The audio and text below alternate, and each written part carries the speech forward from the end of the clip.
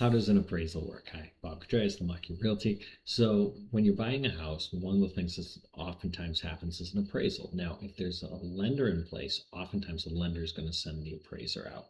In some cases, lenders will waive an appraisal, but not in most situations. Now, if there's no lender in place, you have to keep in mind that there's not necessarily going to be appraisal going out there unless it was put into the offer to make sure that the house appraises at the specific value. So the lender sends them out primarily to protect the lender themselves, making sure that the lender is not over lending on a property. They want to make sure that there's enough value in that property. Now, but it's also protection for a buyer as well, because if a house didn't appraise at the um, purchase price that you were offering, it's at least something you would want to know about.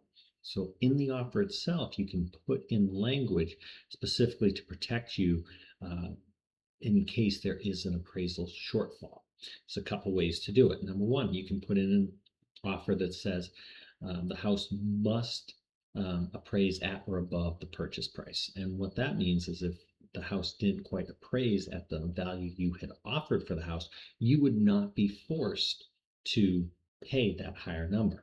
At the same point, you do have to keep in mind the seller is not guaranteed, they are not forced to sell at the lower value either. They agreed to the offer price in the offer. So what happens is now two sides have to work out and negotiate how they're going to deal with what's called the appraisal gap. Okay. Another thing you can do is you can preemptively put some language in the offer in the event of appraisal gap that the buyer would cover X amount of dollars up until a certain point. Very important you put a cap on that. And if there's a number that you would be comfortable with, you can do that. Again, if you do not want to be able to have, if you do not want to be forced to pay above the appraised value, then the best language would be to say that it is contingent on the house appraising at or above that value. Hope that clears it up for you.